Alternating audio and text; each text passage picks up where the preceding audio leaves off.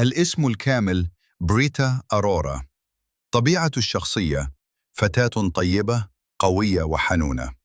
المهنة في القصة: تعمل كمساعدة علاج طبيعي في بعض أجزاء المسلسل. العائلة: تنتمي لعائلة بسيطة ومحبوبة.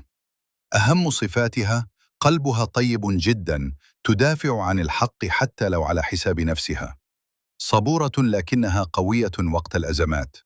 تتعرض لظلم ومؤامرات كثيرة. تدخل في قصة حب مع راغف كاران لوترا. علاقتها مليانة شد وجذب وصراعات عائلية.